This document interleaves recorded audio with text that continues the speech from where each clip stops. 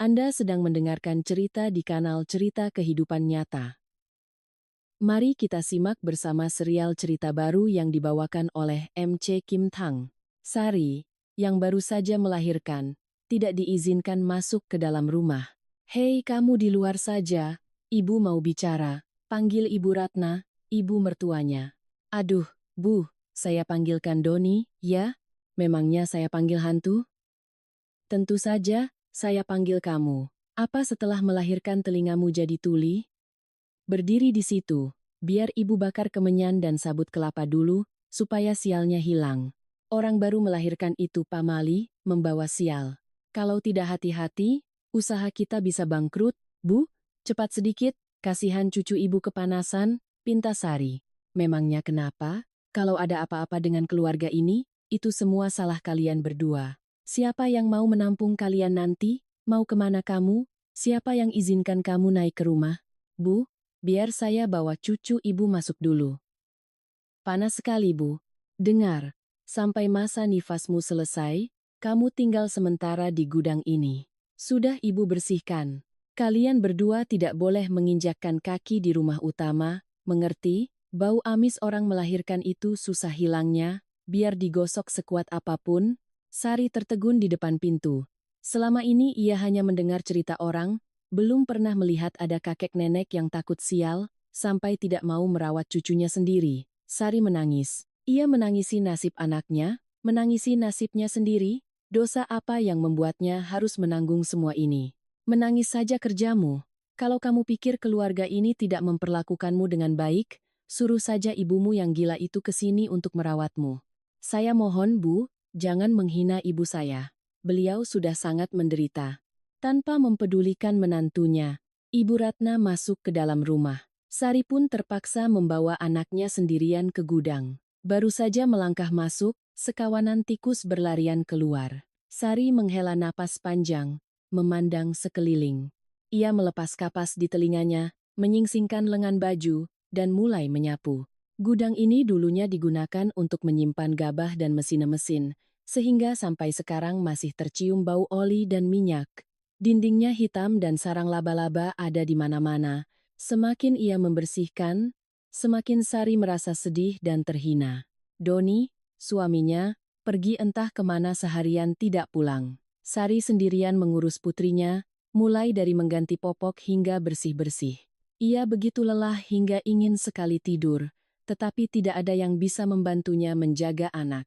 Ia hanya bisa duduk di kursi sambil memandangi putrinya, hingga tanpa sadar tertidur. Bangun, makan dulu. Terima kasih, Bu. Ibu Ratna sedikit terkejut, tetapi tidak menjawab. Selagi anaknya tidur, Sari duduk dan membuka tudung saji. Makanan untuknya, selama masa nifas hanya semangkuk sayur daun katuk, 2 butir telur ayam rebus, dan semangkuk nasi penuh menggunung seperti nasi untuk sesajen. Meski sederhana, kebaikan kecil itu menghangatkan hati Sari. Ia makan dengan lahap. Untuk pertama kalinya, ia merasakan kebaikan di rumah Doni. Siang itu, entah kemana ibu mertuanya pergi. Saat Sari sedang menyusui, ia mendengar panggilan dari jendela.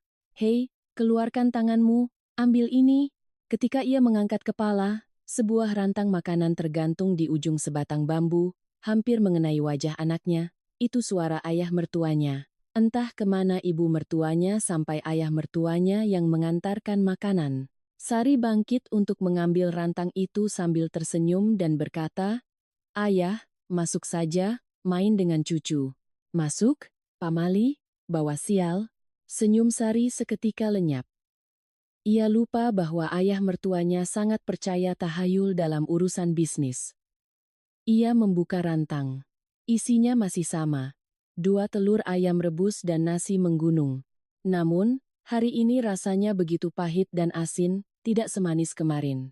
Hari ini adalah jadwalnya pulang mengunjungi ibunya. Di keluarga ini, ada aturan bahwa ia hanya boleh mengunjungi ibunya 3 bulan sekali, meskipun jarak rumah mereka hanya kurang dari 2 kilometer.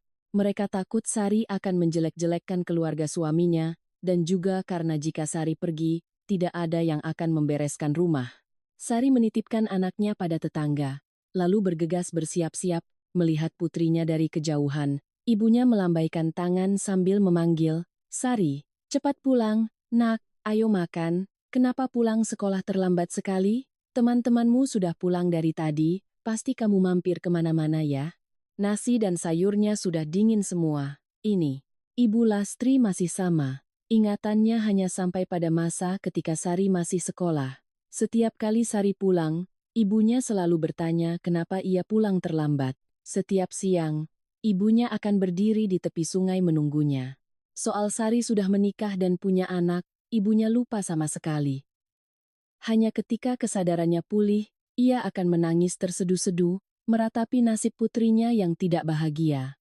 Sari memeluk ibunya sambil menangis. Ibunya, dalam dunianya sendiri, bertanya dengan polos, "Kenapa? Ada yang mengganggumu di sekolah? Bilang sama ibu, biar ibu laporkan ke guru." "Ibu, tidak ada yang berani mengganggu anak ibu. Aku hanya sedih melihat ibu bekerja keras. Aku berharap nanti bisa menikah dengan keluarga yang baik, hidup berkecukupan, supaya ibu bisa tenang." Ibu dan anak itu saling berpelukan dan bercerita, lalu masuk ke dalam rumah. Di tengah rumah beralas tanah itu, masih ada nampan berisi semangkuk sayur lodeh dan 2 ekor ikan asin. Panci nasinya sudah berjamur setebal jari. "Kak Rahmat kemana? Kenapa tidak memasak untuk ibu? Apa dia jarang membawakan makanan?" "Bukan begitu. Rahmat hampir setiap hari membawakan makanan, tapi terlalu banyak. Ibu bilang habiskan dulu yang ada, baru bawa lagi nanti. Bagaimana kalau ibu tinggal di rumah Kak Rahmat saja? Lebih baik ada yang menemani." "Sudahlah, biarkan saja mereka. Ibu bau begini, istrinya pasti tidak suka. Lagi pula, ibu takut kalau penyakit ibu kambuh, ibu bisa tidak sadar memukul anaknya. Tapi kalau begini terus, ibu bisa mati. Kenapa tidak bisa hidup? Ibu masih harus menunggu ayahmu pulang. Ayahmu pasti akan menemukan kita. Kenapa ibu selalu membela laki-laki itu? Dia hanya memanfaatkan ibu untuk memuaskan nafsunya, bukan orang baik. Jadi ibu jangan menunggunya lagi. Jangan bicara seperti itu tentang ayahmu. Dia pasti punya urusan penting sehingga belum bisa pulang. Lalu selama puluhan tahun ini, apa dia pernah menjenguk ibu sekali saja? Bahkan kabarnya pun tidak ada. Tidak ada laki-laki di dunia ini yang menelantarkan istri dan anaknya tanpa mau mencari. Aku benci dia. Aku benci semua laki-laki di dunia ini." "Bu Lastri, ada di rumah?" Suara Bayu terdengar dari gerbang. Sari langsung mengenalinya. Wajahnya pucat dan jantungnya berdebar kencang. Ia tidak ingin bertemu dengannya lagi, tidak ingin Bayu terlibat dalam kehidupan ibu dan anaknya. Namun, sebelum ia sempat berpikir, ibunya sudah menyahut, "Bayu, ya, masuk, nak." Mbak Sari juga di sini, bagaimana kabar ibu? Sudah lebih sehat? Ayah saya dapat oleh-oleh ginseng, jadi saya bawakan untuk ibu. Obat yang kamu berikan waktu itu saja masih banyak, belum habis. Kamu sering sekali membawakan barang-barang seperti ini, ibu jadi tidak enak. "Tidak apa-apa, Bu. Saya di rumah juga tidak ada kerjaan. Saya kesini menemani ibu ngobrol biar tidak bosan. Tapi jangan anggap saya cerewet, ya, Bu." "Kenapa begitu? Sejak minum obat darimu, penyakit ibu membaik." Ibu malah mau bilang ke Sari, nanti kalau sudah lulus sekolah, kalian menikah saja biar dekat. Sudah tampan, keluarganya kaya, perhatian pula. Jarang ada anak muda sepertimu sekarang. Bu, jangan menerima barang dari orang lain sembarangan. Kita ini miskin, tidak akan sanggup membayarnya. Lagi pula, aku tidak suka. Sudahlah, itu kan cerita lama. Sekarang Mbak Sari sudah punya suami. Saya hanya teman biasa yang sesekali datang menjenguk. Ibu jangan menggodanya lagi, nanti dia tidak nyaman. Punya suami? Tidak mungkin. Tadi dia baru pulang sekolah. Waktu ibu tanya, dia bilang dipukul temannya sampai tangan dan kakinya lebam. Ibu hanya belum ingat saja sekarang, nanti juga pasti ingat. Suami Mbak Sari itu orang kaya dan sangat menyayanginya. Bayu menekankan kata menyayanginya untuk menyindir Sari. Sari menatap Bayu sekilas, lalu menunduk. Ia tahu Bayu menyalahkannya karena menikah dengan orang lain, tetapi semua ada alasannya, termasuk pernikahannya dengan Doni. Setelah duduk beberapa saat, Sari melirik jam. Sudah jam 4 sore. Ia berencana mampir ke rumah kakaknya sebentar sebelum pulang untuk memasak makan malam di rumah mertuanya. Melihat Sari hendak pergi, Bayu cepat-cepat berkata, "Aku bawa mobil, biar kuantar." "Tidak usah, aku bisa pergi sendiri." "Jangan keras kepala, Bayu punya mobil. Dia mau mengantarmu. Itu bagus. Lagi pula, jalan ke rumah Rahmat sedang diperbaiki, becek dan berdebu. Naik mobil lebih enak." Sari tahu apa maksud ibunya, tetapi ia sudah tidak gadis lagi. Sejujurnya, ia merasa sangat menyesal. Jika takdir tidak sekejam ini, mungkin hidupnya dan ibunya tidak akan sesengsara sekarang.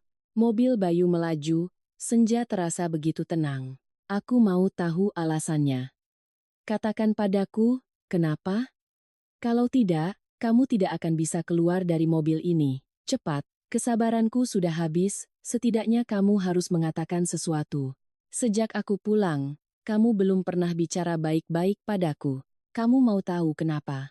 Kamu ingat malam perpisahan sebelum kamu berangkat wajib militer?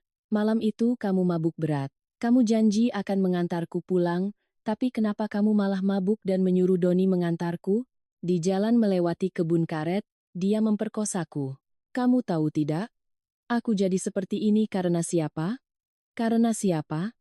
Sekarang kamu masih menyalahkanku? Apa gunanya? Kenapa kamu tidak memberitahuku? Kenapa kamu sembunyikan? Kalau tidak disembunyikan, aku harus bagaimana?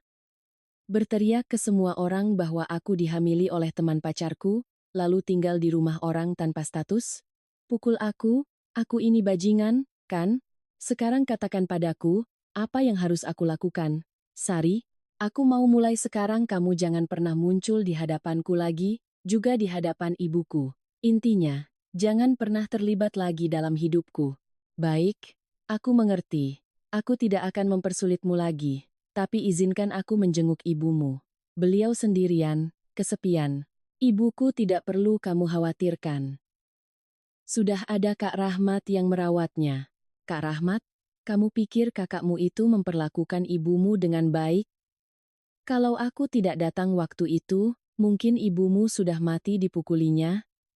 Aku mencoba melerai saja kena hantam linggis sampai sekarang masih biru. Bayu menggulung lengan bajunya, memperlihatkan bekas lukanya. Memang benar, ada memar ungu kehitaman di sana. Sari merasa sangat bersalah. Tidak disangka kakaknya sendiri tega memukul ibu mereka. Mobil berhenti di depan rumah Rahmat. Rumahnya besar dan megah. Sungguh ironis melihat ibunya yang sakit-sakitan dibiarkan tinggal di gubuk reot. "Masuklah, tapi jangan bilang aku yang mengantar. Nanti dia benci padaku. Kalau ada kesulitan, beritahu aku." Sari menatapnya. Matanya masih menyimpan kesedihan yang membuat hatinya ikut terasa berat. Dulu mereka mengira akan bersama, tetapi takdir begitu kejam memisahkan mereka. Sari mendorong gerbang dan masuk. Baru sampai di halaman, ia sudah mendengar suara kakak iparnya yang melengking. "Kenapa aku punya suami tidak berguna sepertimu? Sudah tidak bisa cari uang. Mabuk-mabukan pula. Diam kamu." Sari? Kenapa mampir ke sini?" Rahmat yang sedang memunguti pecahan gelas bertanya. "Ada perlu apa?" "Tidak. Aku habis dari rumah ibu. Sekalian mampir saja." "Kamu dari rumah nenek gila itu, ya?" tanya anak Rahmat dengan polosnya sambil memakan biskuit. "Sini, nak," tante bilang, "lain kali jangan bicara seperti itu ya. Bagaimanapun, beliau itu nenekmu yang melahirkan ayahmu. Kalau beliau dengar, pasti sedih, tapi ayah sering bilang begitu. Mas, bagaimanapun ibu yang melahirkan kita, gila atau tidak, fakta itu tidak akan berubah. Lain kali jangan bicara seperti itu, anak nanti meniru." "Iya, aku tahu. Baru juga setahun menikah, sudah pandai menceramahi orang. Hei, keluarga suamimu kan kaya. Pinjamkan aku uang sedikit. Akhir-akhir ini sulit sekali. Aku tidak punya uang untuk dipinjamkan. Kalaupun ada, itu milik keluarga suamiku. Aku ini siapa sampai bisa meminjamkan uang? Pelit sekali kamu sama kakakmu sendiri." menantu kesayangan begitu, pasti punya simpanan. Berikan padaku, biar aku bisa merawat ibu. Mas, ibu kita sudah tua dan sakit-sakitan, jangan dipukul lagi. Pukul? Pukul ibu? Kapan aku memukulnya? Siapa yang bilang begitu? Biar ku hajar mulutnya. Sebelum Sari selesai bicara, Rahmat sudah memotongnya dengan makian. Sari pun terdiam. Ia pamit, berniat menumpang ojek untuk kembali ke rumah ibunya mengambil motor. Tak disangka, ia mendengar dengan jelas ucapan kakak iparnya, dasar pelit. Rumahnya kaya raya, memberi keponakannya sekotak biskuit puluhan ribu saja tidak ikhlas. Sari menghela napas panjang. Di dunia ini, sepertinya orang harus memakai topeng untuk bisa menyenangkan orang lain. Pergi kemana sampai tidak dengar telepon? Sudah malam begini belum tahu jalan pulang. Baru sampai di gerbang, Sari sudah mendengar suara Ibu Ratna yang melengking. Entah kenapa, setiap kali pulang ke rumah ini ia merasa sesak napas dan putus asa. Tetapi ia tidak punya pilihan lain. Ia menghela napas pelan, lalu mendorong gerbang. Saat memasukkan motor, ia kaget melihat putrinya, Ayu, merangkak di halaman, bermain dengan tumpukan tanah yang belum ditanami bunga oleh Pak Suryo. Masuk ke dalam, ia masih melihat Doni asyik bermain game online, menatap layar komputer. Sudah kesal, Sari pun berkata pada suaminya, "Mas, kamu di rumah tidak bisa bantu jaga anak? Kalau dia lari ke jalan bagaimana? Main game begitu apa menghasilkan uang? Memangnya kamu yang di rumah cuma menumpang makan bisa menghasilkan uang? Baru pulang sudah memarahi suami dan anak. Mau duduk di altar sembahan keluarga ini, ya?" Ibu Ratna melotot. Sari terdiam, tidak berani melanjutkan. Doni masih asyik dengan permainannya. Ibunya selalu membela anaknya mati-matian. Pantas saja Doni jadi tidak bertanggung jawab dan pasif. Sari membawa anaknya mandi, menghindari tatapan tajam ibu mertuanya. Ia pikir sudah aman.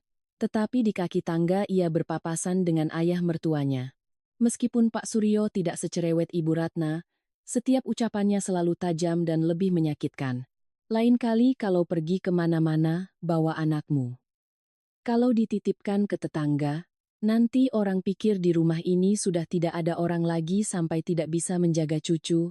Sudah, Pak, jangan didengar. Pergi ke rumah neneknya yang gila itu, nanti ketularan gila. Bagaimanapun dia cucu kita, jangan sampai dibawa ke tempat kotor seperti itu, Bu. Baik buruknya ibu saya, beliau tetap yang melahirkan saya. Di depan cucu ibu, tolong jangan berkata kasar. Nanti didengar orang luar jadi bahan gunjingan. Oh, kamu sudah pintar ya. Lahir dari kandang babi saja bangga. Apa yang bisa dibanggakan? Mertuanya terus menyindir Sar. Mas Doni, ada di rumah? Aku masuk ya. Vina, ya? Masuk, nak. Sini, tante lihat. Sudah lama sekali tidak main ke rumah. Masih cantik seperti dulu, ya? Iya, tante. Vina juga ingin sekali main, tapi sibuk kuliah. Tahun lalu Vina kuliah di Australia setahun, baru pulang beberapa hari ini. Kangen sama tante, om, dan Mas Doni, makanya langsung ke sini. Sari pernah dengar waktu sekolah dulu Vina menyukai Doni, tetapi Doni tidak menanggapinya. Sejak itu, Vina masih terus menunggu. Meskipun melihat Sari, Vina tidak menyapanya sama sekali. Ibu Ratna turun dan menyelipkan selembar uang 100.000 ke tangan Sari, menyuruhnya membeli makanan yang enak. Sari menatap uang itu dengan senyum pahit. Pes 100.000 untuk makan 5 orang. Akhirnya, Sari berhasil memasak makanan dengan anggaran itu. Meskipun sederhana, cukuplah untuk memenuhi standar ibu mertuanya. Kedua mertua dan suaminya terus-menerus mengambilkan lauk untuk Vina, sementara Sari dan anaknya diabaikan. Sari memperhatikan, sesekali Doni dan Vina saling melirik. Sari, makan, dong, kenapa diam saja? Biarkan saja mereka. Di rumah ini, Sari makannya banyak sekali. Iya, Mbak, tidak usah pedulikan saya. Melihat anaknya, Sari merasa kasihan. Ingin memberinya sepotong daging pun terasa sulit. Sari mencubit pahanya sendiri untuk menahan tangis. Matanya memerah, tetapi ia menahan air mata agar tidak jatuh. Selesai makan, Sari membawa piring kotor untuk dicuci. Doni mengantar Vina pergi entah kemana. Di dalam kamar, kedua mertuanya berbisik-bisik, "Untung si Vina masih cinta sama Doni, kalau tidak, bisnis kita bisa hancur." Meskipun ia tahu pernikahannya dengan Doni hanya karena terpaksa, melihat suaminya pergi dengan wanita lain, hatinya tetap merasa cemburu. Tapi hanya sesaat, ia selalu mengingatkan dirinya sendiri bahwa ia bertahan di keluarga ini demi anaknya, bukan karena alasan lain. Sejak hari itu, Vina semakin sering datang ke rumah Doni. Awalnya masih malu-malu, sekarang ia tidak sungkan lagi pada siapapun. Kadang, saat datang dan tidak ada Pak Suryo dan Ibu Ratna, hanya ada Sari yang sedang bersih-bersih, Vina dengan santainya membuka kulkas dan mengambil makanan. Ia bahkan sering mengancam, "Ku dengar kamu hamil waktu masih sekolah.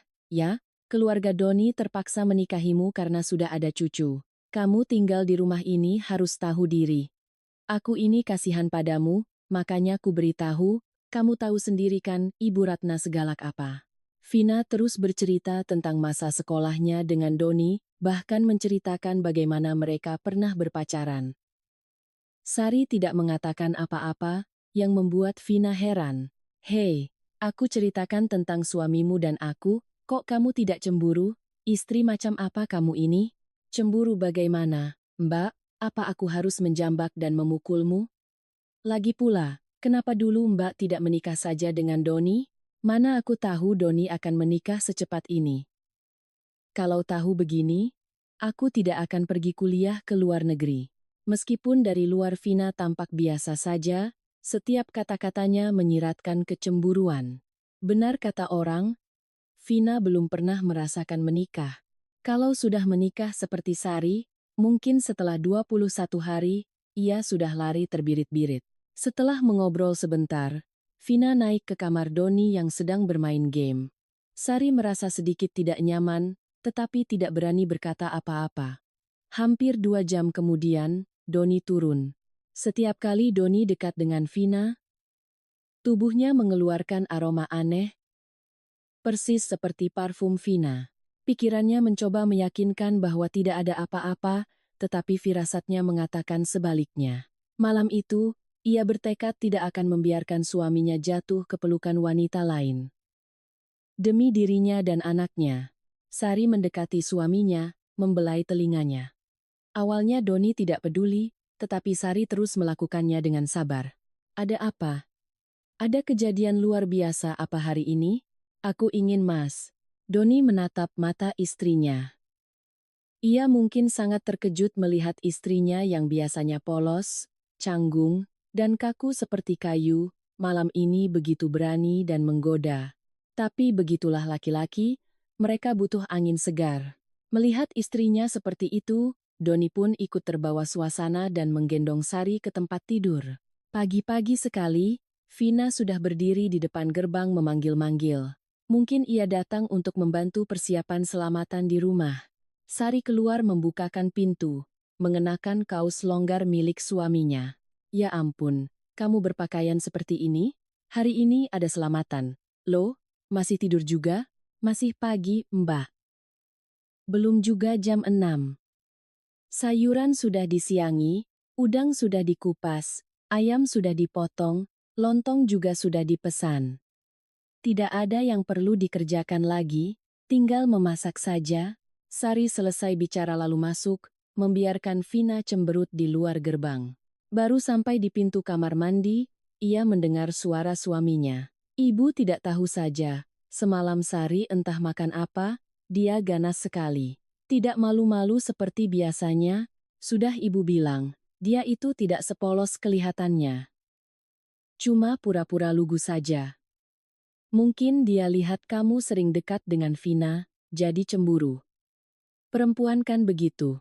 Ayahmu saja dulu harus ibu pakai cara licik untuk mempertahankannya." Kedua ibu dan anak itu tertawa cekikikan. Telinga Sari terasa panas, tangannya mencengkeram gagang pintu.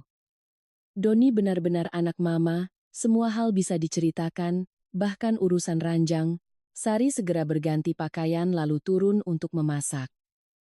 Di dapur, ia melihat Vina terus bertanya pada Doni, "Lehermu kenapa biru-biru begitu?" "Coba kulihat." "Tidak apa-apa, Mbak. Tadi malam aku yang menggigitnya." "Mbak tidak tahu, ya, kalau orang pacaran itu suka menggigit, aku tidak hanya menggigit lehernya loh, semua bagian tubuhnya ku gigit." Sari berkata dengan santai yang aneh, membuat Vina terdiam penuh kekesalan. Doni justru tampak menyukainya. Bagaimana bisa dalam semalam Sari berubah menjadi wanita yang begitu berani? Bahkan Sari sendiri tidak mengerti apa yang membuatnya berubah dari seorang penakut menjadi begitu percaya diri dan angkuh. Ayah Vina juga datang untuk makan. Beliau adalah atasan kedua mertua Sari, jadi ditempatkan di kursi kehormatan. "Sari, sini ibu panggil." Sari bergegas naik dan melihat Ibu Ratna sudah berdiri di sana, memegang tangannya dengan senyum lebar lalu berkata, "Perkenalkan, semuanya, ini menantu saya. Dia memasak dari pagi, capek sekali, jadi istirahat di kamar." "Bagaimana masakannya? Menantu kok pakaiannya seperti pembantu begitu? Kudengar mereka tidak menikah resmi, hanya kumpul kebo setelah hamil. Badannya kecil begitu sudah hamil duluan." Katanya ibunya gila, tidak punya ayah, jadi tidak ada yang mendidik. Pantas saja hamil duluan, lalu minta tanggung jawab. "Hei Neng, sini duduk makan. Memasak seharian pasti lelah, kan?" Suara seorang pria parubaya terdengar. Pak Suryo memberi isyarat pada Sari. "Sari, Pak Wijoyo sudah menyuruhmu duduk, kenapa masih berdiri di situ? Namamu Sari?" "Iya, Pak. Ibu saya yang memberi nama." "Orang tuamu kerja apa?" "Saya tidak kenal ayah saya, Pak. Ibu saya juga pikirannya kurang sehat. Kalau sedang tidak kambuh, beliau bekerja serabutan, cuci piring, apa saja yang disuruh orang." Ibu Ratna yang duduk di sebelahnya mencubit paha Sari dengan keras. Mungkin ia takut jika Sari menceritakan latar belakang keluarganya, orang-orang akan menertawakannya. Sari terdiam, hanya menunduk dan makan. Apapun yang diberikan orang, ia makan. Anehnya, sejak ia menceritakan tentang dirinya, Pak Wijoyo terus menatapnya. Matanya tampak berkaca-kaca. Ia terus menyuruh Sari makan banyak, mengambilkan banyak lauk untuknya. Orang lain saja bisa begitu kasihan pada Sari, kenapa keluarga suaminya tidak bisa menyayanginya sedikit pun? Setelah tamu-tamu pulang, hanya tersisa Pak Wijoyo yang masih mengobrol urusan pekerjaan dengan mertuanya. Doni dan Vina sudah pergi entah kemana sejak tadi. Tinggallah Sari sendirian dengan tumpukan piring kotor dan peralatan masak. Ayu, putrinya, rewel sejak siang, terus menempel pada ibunya. Setiap langkah ibunya, ia ikuti sambil menangis. "Anak pintar, jangan rewel, ya. Tidur, Gi, biar ibu bisa bersih-bersih. Sini, biar om gendong sebentar. Biar ibumu bisa bersih-bersih, nanti ibu kesini lagi." Pak Wijoyo turun dari atas, menggendong Ayu. "Tidak apa-apa om, nanti kalau dia ngompol bagaimana?" "Tidak apa-apa, kamu bersihkan saja. Kita beli jajan, ya, nak." Pak Wijoyo pun menggendong Ayu pergi. Anehnya, Ayu tidak menangis digendong orang asing. Biasanya, digendong kakek neneknya saja ia menangis meraung-raung. Mungkin Pak Wijoyo memang penyayang anak, dengan adanya yang menggendong anak, Sari bergegas membersihkan semuanya. Baru saja mencuci beberapa piring, teleponnya berdering. Nomor Bayu. Awalnya ia ragu, tetapi akhirnya mengangkatnya. "Halo Sari, cepat ke rumah sakit. Ibumu pingsan di sawah waktu kerja, sudah dibawa orang ke rumah sakit. Cepat ke sini, ya." Mendengar itu, piring di tangannya jatuh dan pecah. Dari atas, terdengar suara sindiran Pak Suryo. "Lihat, kan, memecahkan barang lagi. Anak ini memang tidak bisa melakukan apa-apa dengan benar." Sari tidak peduli. Ia panik, menyambar helm dan beberapa popok serta susu untuk anaknya. Lalu ke ruang tamu meminta izin pada mertuanya untuk pergi merawat ibunya. Namun, mereka tidak mengizinkannya. "Sakit apa? Itu cuma alasanmu untuk lari dari pekerjaan rumah. Orang gila mana bisa sakit? Tidak, Ayah. Ibu saya benar-benar sakit. Beliau di rumah sakit, tidak tahu bagaimana keadaannya. Saya pergi sebentar, nanti akan cepat kembali untuk bersih-bersih. Dasar anak berbakti, sudah menikah itu harus ikut suami, keluarga asalmu itu sudah jadi orang lain, lagi pula, ada kakakmu di sana, kamu anak perempuan mau apa? Suara Ibu Ratna kembali terdengar. Mereka bersikeras tidak mengizinkan Sari pergi. Memikirkan ibunya yang terbaring sendirian di rumah sakit, Sari nekat pergi, tidak peduli dengan teriakan mertuanya di belakang. Berani pergi, jangan harap bisa kembali lagi. Dasar anak tidak tahu diuntung.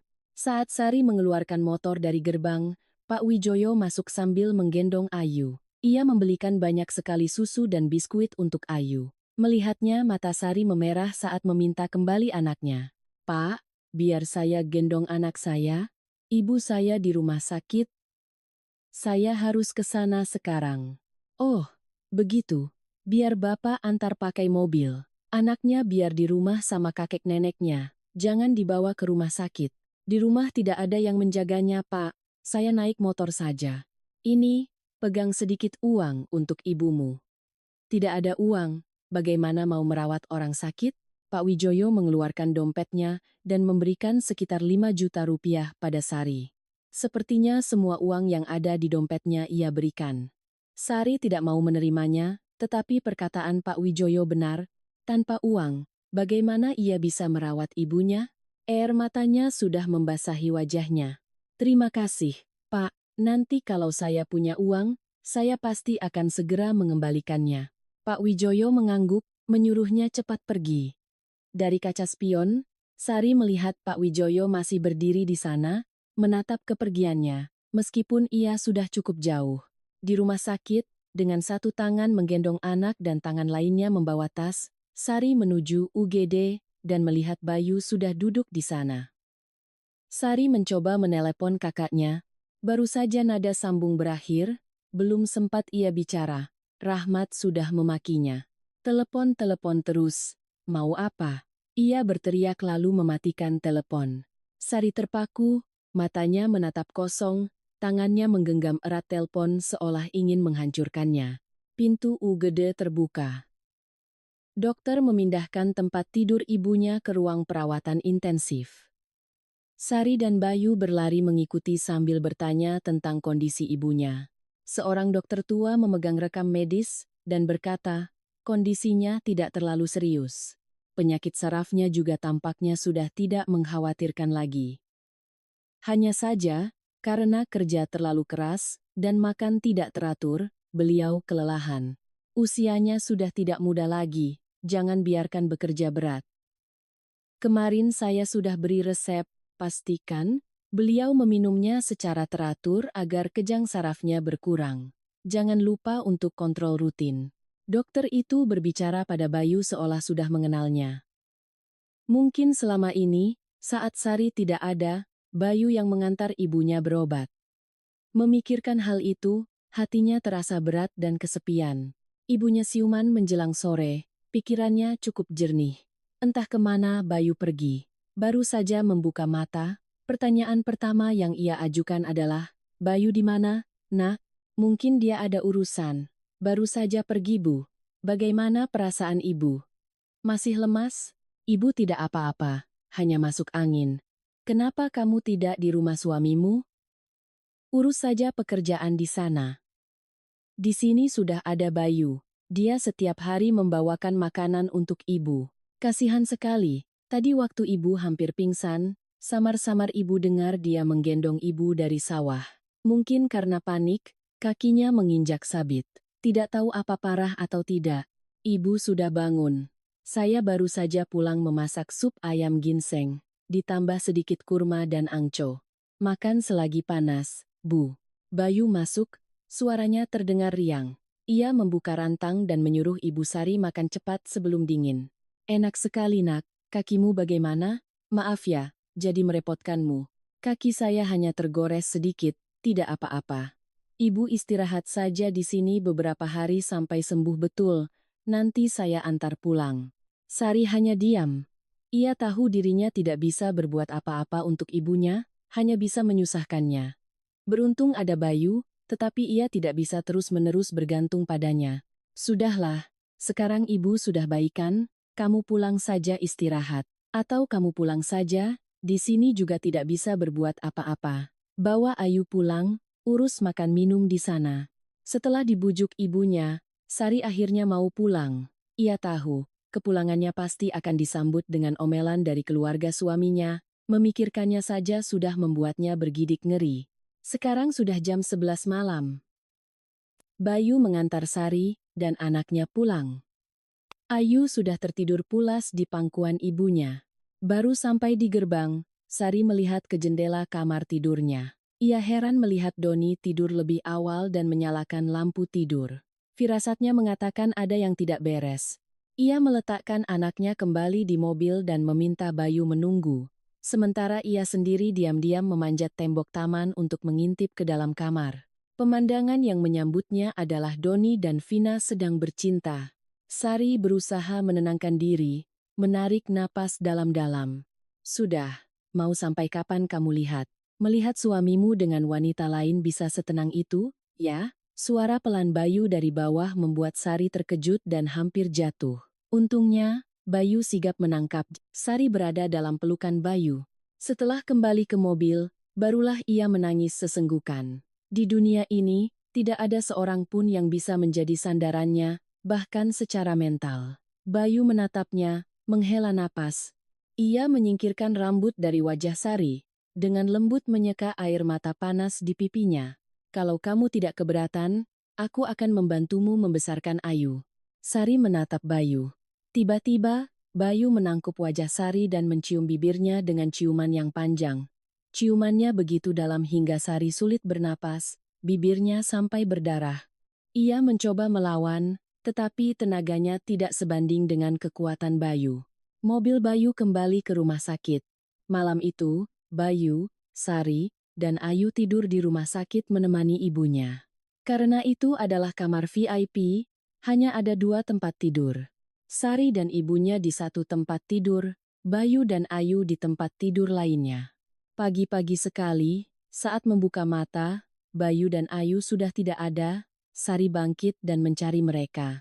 Di depan pintu, ia melihat Bayu berdiri di koridor, satu tangan menggendong Ayu, tangan lainnya menyuapinya bubur. Setelah Ayu selesai makan, Bayu melihat Sari berdiri terpaku di pintu.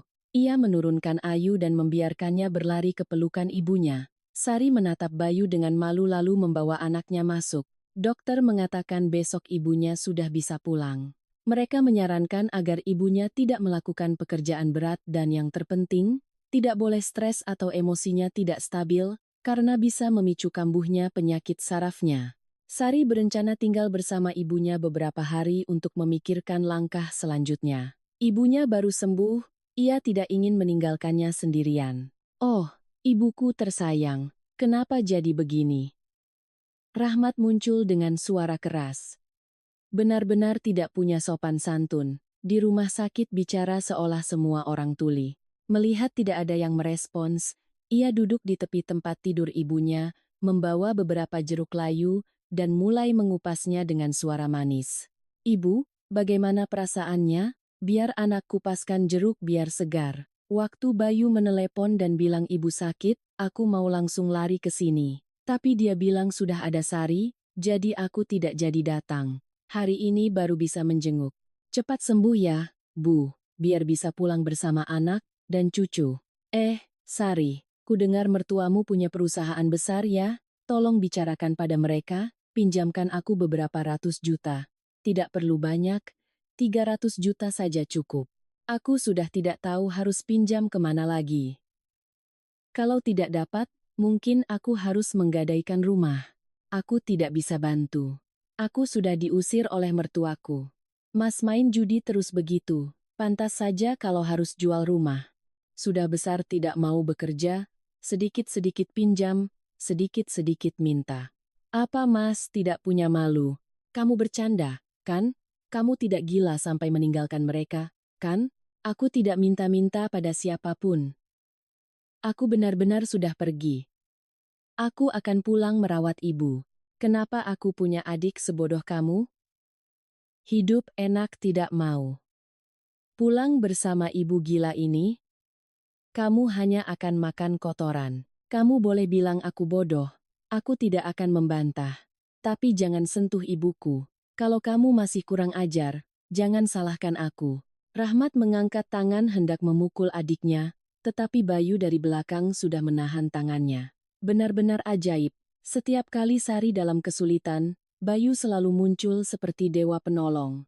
Saat itu, Sari merasa Bayu seperti bawang putih dalam dongeng yang dikirim langit untuk melindunginya. Hei, memukul perempuan itu memalukan, apalagi memukul adik sendiri. Lain kali, kamu tidak perlu menjenguk ibumu. Ada aku di sini sudah cukup. Selesai berkata, Bayu menyelipkan beberapa juta rupiah ke tangan Rahmat.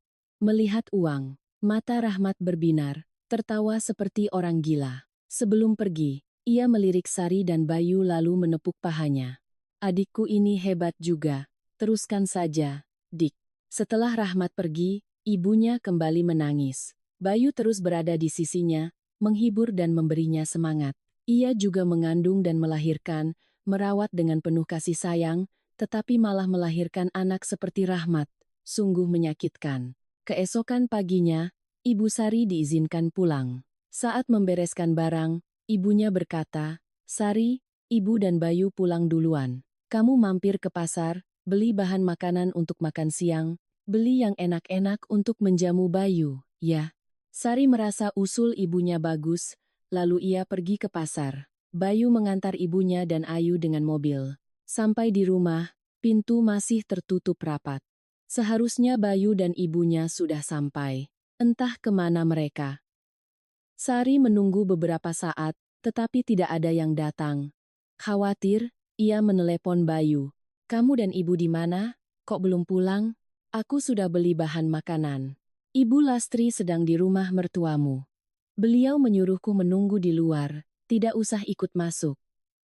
Beliau juga berpesan jangan memberitahumu, tapi aku sedikit takut. Entah apa yang beliau lakukan di sana, wajahnya tegang sekali. Mendengar itu, Sari langsung mematikan telepon. Ia melajukan motornya seperti orang kesetanan menuju rumah mertuanya. Sampai di sana, Sari melihat Bayu masih menunggu di dalam mobil. Suasana di dalam rumah mertuanya sunyi. Sari masuk. Dari halaman, ia samar-samar melihat ibunya sedang berlutut di tanah, memohon pada Ibu Ratna yang duduk di kursi. Saya mohon, Bapak dan Ibu, kasihanilah cucu saya. Dia masih muda, belum banyak berpikir. Dia juga pergi karena terlalu khawatir pada saya. Janganlah mempersoalkannya. Saya tidak pernah melarangnya pergi. Saya hanya bilang hari itu ada selamatan, selesaikan dulu pekerjaan baru pergi. Kalau dia tahu diri dan penurut, saya bahkan akan memberinya uang untuk merawatmu. Tapi dia benar-benar anak kurang ajar. Ibu mertua bicara satu kata, dia membantah 10. Coba tanyakan pada orang-orang di sekitar sini, bagaimana saya memperlakukannya. Ibu, kenapa ibu di sini? Tempat ini tidak pantas untuk ibu. Ayo kita pulang. Lihat sendiri anakmu itu. Pergi berhari-hari tidak pulang, sekarang malah sombong menantang. Kamu suruh saya memaafkannya bagaimana? Pulanglah kamu, pulang ke sarangmu itu. Kasihanilah dia. Saya ini gila. Hidup entah sampai kapan, saya hanya khawatir padanya. Tenaganya lemah, sering sakit-sakitan. Makan saja susah, apalagi mencari uang. Kalau bapak dan ibu tidak menampungnya, saya tidak tahu bagaimana nasibnya. Sudah, saya sudah muak dengan keluargamu. Saya beri dia satu kesempatan lagi.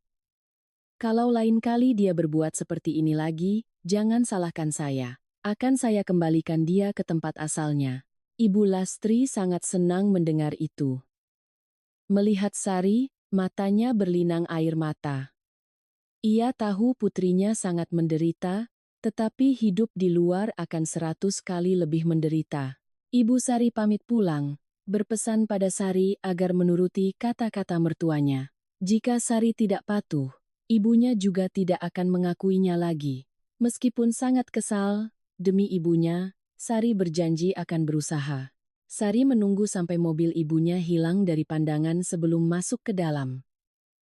ia tidak tahu bagaimana harus menghadapi ibu mertuanya. Kalau bukan karena ibunya, kalau bukan karena Ayu, ia lebih baik mati daripada kembali ke rumah ini. Saat sedang sibuk di dapur, Vina dan Doni pulang bergandengan tangan. "Loh, Sari, kukira kamu sudah pulang ke rumah ibumu. Kenapa kembali lagi ke sini?" "Aku pulang ke rumah suamiku." "Kenapa Mbak yang heran? Coba Mbak suruh ibu buka kartu keluarga, masih ada namaku dan Ayu di dalamnya. Jangan pikir karena kamu masih di rumah ini, aku akan segan padamu. Ingat, ayahku itu atasan mertuamu. Lagi pula, Doni mencintaiku, bukan kamu. Tapi tenang saja, aku tidak akan main fisik denganmu. Aku ini orang berpendidikan, tidak seperti kamu yang tidak sekolah. Ku dengar dulu kamu pintar sekali, ya? Kenapa tiba-tiba menikah muda? Apa karena mengincar harta keluarga Doni?" Vina terus mengoceh. Sari tidak peduli. Ia terus menyiangi sayuran sambil bersenandung. Merasa diabaikan, Vina menendang keranjang sayuran Sari lalu naik ke atas. Sari tidak peduli, buat apa meladeni orang yang cemburu buta seperti Vina. Ia tahu posisinya lemah. Saat makan malam, Vina seperti lintah, terus menempel pada Doni. Selesai makan, Ibu Ratna berkata, "Mulai hari ini, aku dan suamiku mengangkat Vina sebagai anak angkat, jadi semua pekerjaan rumah akan dibantu olehnya." Sari tetap makan dengan tenang. Ia tahu apa di balik pengangkatan anak angkat ini. Vina ingin lebih mudah mendekati Doni, sementara Pak Suryo dan Ibu Ratna akan lebih disayang oleh atasan mereka. Sama-sama menguntungkan. Saat mereka mengobrol di ruang tamu, Sari samar-samar mendengar Vina mengajari Doni cara berjudi online, katanya mudah, dan menghasilkan banyak uang. Pak Suryo dan Ibu Ratna mendukung penuh putra mereka. Sejak Vina mengajari Doni berjudi online, ia menang banyak. Melihat anaknya menghasilkan uang, mertuanya semakin mendukungnya. Setiap kali menang besar atau setelah mereka berhubungan intim, Doni sering memberikan beberapa juta rupiah pada Sari. Menerima uang dari suami mungkin hal biasa bagi istri lain, tetapi bagi Sari, rasanya tidak berbeda dengan seorang pelacur yang menerima uang tip. Sari tersenyum pahit. Asal punya banyak uang untuk ibunya dan Ayu, ia akan keluar dari rumah ini. Bisnis Doni tampaknya menghasilkan banyak uang. Sari berhasil menabung cukup banyak, sekitar 100 juta. Ia merasa tidak aman menyimpannya di rumah, jadi ia berencana membuat buku tabungan saat pulang menjenguk ibunya. Jika disimpan di sini, takutnya ketahuan mertuanya dan dituduh mencuri. Pagi ini, saat Ayu belum bangun, Sari sudah selesai memasak sarapan dan mencuci pakaian. Hari ini ia sangat bersemangat karena tepat 3 bulan, ia boleh pulang menjenguk ibunya. Ia berencana membawa Ayu juga, entah apa mertuanya akan keberatan. "Pagi-pagi begini mau kemana?" "Saya mau ke rumah neneknya. Hari ini sudah 3 bulan, Bu. Ibu lupa ya? Memangnya aku punya waktu untuk mengingat urusan keluargamu?" "Baik, Bu. Kalau begitu saya pergi." "Ya." Masakan sudah siap, cucian juga sudah selesai. Makan siang juga sudah saya siapkan di kulkas. Sudah, jangan banyak bicara. Cepat pulang. Ibu Ratna hari ini tumben sekali baik. Biasanya harus dibujuk setengah mati. Mungkin ia juga sudah muak melihat Sari. Sari tidak langsung ke rumah ibunya, ia mampir ke bank untuk menabung dulu. Membawa uang sebanyak itu di jalan membuatnya tidak tenang. Di gerbang, Sari berpapasan dengan Pak Wijoyo yang baru keluar dari bank. Di mobilnya banyak sekali kado, entah untuk siapa. "Loh, mau kemana, Nak?" "Selamat pagi, Pak. Saya mau mengajak anak ke rumah neneknya." "Bapak mau kemana?" "Beli banyak barang sekali." "Oh, hari ini tidak banyak pekerjaan, jadi mau mengajak Vina main ke rumah kenalan." "Oh ya, Bapak mau tanya, apa di rumah mertuamu mereka sangat galak padamu?" "Bapak sudah sering menasihati mereka, entah didengar atau tidak." "Sabar, ya. Nanti kalau anakmu sudah besar, Bapak akan carikan pekerjaan untukmu." "Kudengar dari Doni, dulu kamu pintar sekali di sekolah, ya?" Mendapat dukungan dari Pak Wijoyo, Sari merasa sedikit terhibur. Saat sedang mengobrol, Ia melihat Vina di dalam mobil menoleh ke arahnya dengan tatapan penuh dendam. Sari tidak peduli. Setelah mobil Pak Wijoyo pergi, barulah ia masuk ke bank. Menghabiskan 1 jam di bank, waktu bermain di rumah ibunya jadi berkurang. Sari melajukan motornya dengan cepat. Sampai di sana, ia melihat sebuah mobil mewah terparkir di halaman. Aneh, siapa orang kaya yang datang ke rumah ibunya? Sari masuk diam-diam, mengintip dari balik pintu. Suara seorang pria terdengar lembut sedang memberi petunjuk pada ibunya. Lihat di sini. Sudah ada petunjuknya, tinggal dimasak saja. Jangan terlalu lembek, nanti gizinya hilang. Ini bagus sekali untuk otak. Kalau dimakan teratur, penyakit sarafnya tidak akan kambuh lagi. Ibunya tampak mendengarkan dengan saksama. Mobil itu, suara itu, bukankah itu Pak Wijoyo? Memikirkan itu, Sari masuk sambil menggendong anaknya. Loh, Bapak, kenal dengan ibu saya? Oh, ini rumah ibumu? Pantas saja Bapak lihat ibumu mirip sekali denganmu. Bapak sedang melakukan kegiatan amal di desa ini. Dengar-dengar di rumah ini, ada seorang wanita yang pikirannya kurang sehat dan anak-anaknya jauh, jadi Bapak bantu. Rumah ini juga sudah reyot. Mungkin besok-besok Bapak akan pakai dana yayasan untuk membangunkan rumah baru untuk ibumu. Suara Pak Wijoyo terdengar tulus. Sari benar-benar terharu dengan kebaikannya.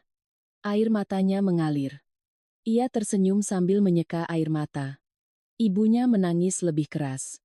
Pak Wijoyo tertawa, mengelus kepala Sari dan berkata, "Sudah jadi ibu, kok masih cengeng? Nanti dilihat anakmu, malu."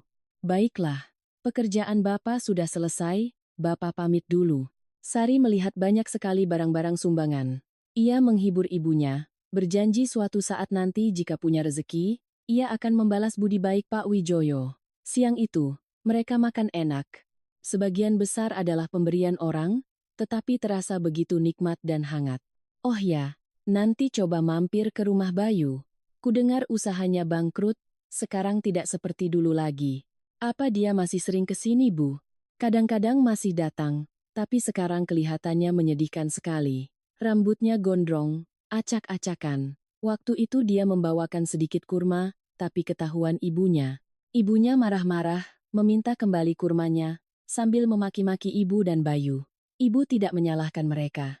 Ibu tahu Bayu itu anak baik. Sekarang keluarga mereka sedang susah. Kalau kita tidak bisa membantu, setidaknya kita harus menjenguk. Sari mengangguk. Ibunya benar. Ia bukan orang yang lupa jasa. Sangat disayangkan keluarga Bayu yang tadinya sukses kini bangkrut. Siang itu, matahari bersinar cerah menerangi gubuk reot mereka, terasa begitu menenangkan. Ayu tidur nyenyak dalam pelukan neneknya. Sari mengobrol sebentar dengan ibunya, lalu ke kebun memetik mangga muda. "Hei, jangan makan banyak-banyak, nanti gigimu ngilu." Sudah jatuh 4 buah masih mau makan lagi? Tiba-tiba ngidam sekali, Bu. Lihat saja sudah ingin makan semua. Teringat buku tabungan, ia mengambilnya dari tas anaknya dan memberikannya pada ibunya. Ibunya menolak, tetapi Sari menjelaskan, "Ibu simpan saja untukku. Nanti kalau ada keperluan. Simpan baik-baik, ya. Jangan sampai Kak Rahmat tahu." Ibunya mengambil buku tabungan itu, memegangnya dengan hati-hati seolah takut robek, lalu masuk ke dalam kamar. Ia menggali lubang, membungkus buku itu dengan beberapa lapis plastik, lalu menguburnya. Tidak cukup sampai di situ, ia bahkan meletakkan sebuah lesung batu di atasnya. Melihat ibunya, Sari tersenyum. Kalau tidak begini, nanti Rahmat mengobrak-abrik rumah, bisa ketemu.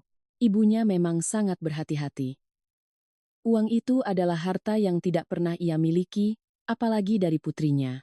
Menjelang sore, awan hitam mulai berkumpul, menandakan akan turun hujan lebat. Ibunya menyuruh Sari cepat-cepat pergi ke rumah Bayu sebentar sebelum pulang. Sari pun bergegas pergi. Karena jalan sedang diperbaiki, ia menitipkan anaknya pada ibunya dan berjalan kaki melewati sawah. Sampai di sana, ia menekan bel rumah Bayu. Setelah 3 kali, barulah ibu Bayu keluar. "Ada perlu apa?" "Selamat sore, Tante. Saya tahu, kamu Sari, tapi saya tanya ada perlu apa? Bayu tidak ada di rumah?" silakan pulang. Baik, Tante. Lain kali saya datang lagi. Tidak boleh. Saya larang kamu bertemu dengan Bayu lagi. Kamu sudah membuatnya menderita bertahun-tahun, kamu mengerti tidak? Dan sepertinya, siapapun yang berhubungan dengan keluargamu tidak pernah berakhir baik. Ibu, kenapa bicara seperti itu padanya? Dia tidak salah apa-apa. Bayu muncul dari kejauhan, membantah ibunya. Benar kata Ibu Sari, ia terlihat lebih kurus dan kuyu. Matanya cekung dan berkantung, janggutnya tumbuh panjang. Sari hampir tidak mengenalinya lagi. Ia merasa kasihan, tetapi tidak bisa mengatakannya. Apa yang ibu katakan tidak benar? Jangan meremehkan nasihat orang tua, nanti kamu akan tahu sendiri. Termasuk si Doni itu, cepat atau lambat mereka juga akan bercerai. Meskipun Sari sudah pernah menikah atau bahkan 10 kali menikah, aku akan tetap mencintainya. Kami akan bersama selamanya. Selesai berkata, Bayu menarik tangan Sari dan berlari. Hujan pun mulai turun. Mereka berlari di sepanjang sawah. Hujan semakin deras. Mereka berteduh di sebuah gubuk kosong. Keduanya basah kuyup seperti tikus. Sari melihat tubuh Bayu yang kekar, tinggi, dan putih. Bayu melepas bajunya, hanya mengenakan celana jeans gelap. Air hujan menetes dari rambutnya, turun ke pelipis, lalu ke dagunya. Meskipun pemandangan biasa, entah kenapa Sari merasa gelisah, tubuhnya panas, seolah ingin melepaskan pakaiannya dan menerkam Bayu. Sari. Kamu kenapa? Aku. Bayu menarik Sari ke dalam pelukannya, memeluknya erat agar tidak kedinginan. Sari tidak bisa mengendalikan dirinya lagi. Ia mendorong Bayu ke tanah dan menciumnya dengan liar. Tangannya merayap ke seluruh tubuh Bayu. Hujan sudah reda entah sejak kapan, tetapi mereka berdua tidak menyadarinya. Baru ketika sinar matahari sore yang lemah menyelinap masuk melalui celah dinding, Sari tersadar. Sudah sore, aku harus pulang. Kalau ada yang melihat dan memberitahu keluarga Doni, bisa gawat. Biar saja mereka tahu, lebih bagus. Aku akan membawamu pergi. Kita akan bekerja bersama, mencari uang untuk membesarkan Ayu. Asal kamu jangan menyerah, asal kamu selalu mencintaiku. Aku janji akan menunggumu. Sampai hari di mana kita bisa bergandengan tangan dengan bebas. Seperti yang pernah kubilang dulu. Sari kembali bersandar di pelukan Bayu, mencium bibirnya dengan kuat. Mereka kembali menyatukan tubuh. Setelah menjemput anaknya, Sari langsung pulang. Sekarang sudah jam 6 sore, biasanya ia sudah harus di rumah, selesai memasak. Baru saja meletakkan tas, ia mendengar suara Vina berkata pada ibu mertuanya di ruang tamu. Sudah kubilang, kan, Bu, dia itu bukan perempuan baik-baik. Dia jadi menantu di sini juga karena mengincar harta. Orang sepertinya mana pantas menikmati kekayaan keluarga ini. Nikmati saja hidupmu selagi bisa. Ibu juga tidak suka padanya, juga pada keluarganya. Semuanya bodoh dan miskin. Saya pulang, Bu. Matamu itu lihat kemana? Hanya menyapa ibumu saja. Aku tidak dianggap. Kak Vina datang main ya. Tadi kulihat samar-samar, kukira jentik nyamuk. Kakak kurusan, ya. Nah, ibu dengar sendiri kan? Apa aku memfitnahnya? Aku tanya, kamu ke bank buat apa? Sudahlah, jangan pura-pura lugu. Aku larang kamu mengambil sepeser pun dari rumah ini untuk kakakmu. Mengerti? Orang yang kerjanya cuma judi dan minta-minta uang, kalau tidak diberi malah marah-marah. Barulah Sari mengerti. Pasti Rahmat datang meminjam uang, dan saat Vina melihatnya di bank, ia mengira Sari meminjamkan uang untuk kakaknya. Sari menghela napas lega, untung bukan karena masalah lain. Selesai makan malam, Doni baru pulang, mabuk berat. Vina yang melihatnya langsung menyambut dengan manja. Mas, dari mana saja? Kenapa minum banyak sekali? Sini, biar aku bantu masuk. Kamu juga cantik, tapi sayang bukan istriku. Doni mendorong Vina ke samping lalu berjalan sempoyongan memanggil istrinya. Istriku, aku pulang. Iya, Mas, sini biar ku bantu naik ke kamar. Melihat wajah Vina yang masam, Sari tersenyum puas. Doni memeluk istrinya, tertawa terbahak-bahak, menciumi rambutnya. Kenapa bibir istriku hari ini merah sekali? Cantik sekali. Ia menghirup aroma tubuh Sari dari ujung kepala sampai ujung kaki, tidak henti-hentinya memuji kecantikannya. Entah apa yang terjadi padanya hari ini, Doni terkapar di lantai karena terlalu lelah. Sari merasa sangat kesakitan. Doni tidak bisa membuka matanya, tetapi masih merangkak naik ke tempat tidur dan memeluk istrinya. Sari, istriku, kamu tidak tahu betapa bahagianya aku hari ini. Tadi aku reuni SMA, bertemu dengan Bayu, mantan pacarmu. Sekarang keluarganya bangkrut, sudah tidak bisa dibandingkan denganku lagi. Aku lebih kaya darinya, aku punya kamu, sedangkan dia tidak punya apa-apa. Sungguh, aku sangat senang. Akhirnya aku menang darinya dalam segala hal, dia bahkan memintaku untuk menjagamu, dan berkata, aku benar-benar kalah darimu. Saat itu, hatiku rasanya seperti menari-nari, suara Doni semakin pelan, lalu ia tertidur. Sari mengerutkan kening. Jadi, hari ini Bayu sudah berniat melepaskannya, tetapi karena ia datang menemuinya, Bayu menjadi bimbang. Sejak hari itu, Doni tampak lebih mencintai dan menghargai istrinya. Ia jarang memarahinya, kadang memberinya uang untuk membeli ini dan itu. Saat Sari sibuk, ia bahkan meminta Doni menjaga anak, dan Doni langsung setuju tanpa mengeluh. Akhir-akhir ini Sari sering sulit tidur, sering merasa lelah dan banyak pikiran. Saat menyiapkan sarapan, ia merasa mual saat menggoreng telur. Bau telur membuatnya mual, ia langsung lari ke kamar mandi, membiarkan telur di wajan gosong. Baru dikasih uang sedikit sama suami sudah boros. Telur itu beli, gas juga beli. Mau membakar rumah biar bisa bangun yang baru, ya? Sari tidak punya tenaga untuk berdebat. Ia membiarkan Ibu Ratna mengomel sampai puas. Di dapur, tinggal ia sendirian, wajahnya pucat pasi, mungkin tekanan darahnya turun. Ia memaksakan diri untuk selesai memasak. Saat membawa makanan ke meja, ia hendak memanggil mertuanya. Di depan pintu kamar mereka, ia mendengar Ibu Ratna berbisik pada suaminya, kita kurangi sedikit saja korupsi di proyek ini. Aku lihat Pak Wijoyo akhir-akhir ini curiga. Kalau sampai dia tahu, kita bisa mati. Bagaimana dia bisa tahu? Istrinya baru saja meninggal, pikirannya pasti sedang kacau. Dengar-dengar dia sayang sekali pada istrinya. Waktu di rumah sakit, dia merawatnya sendiri siang dan malam.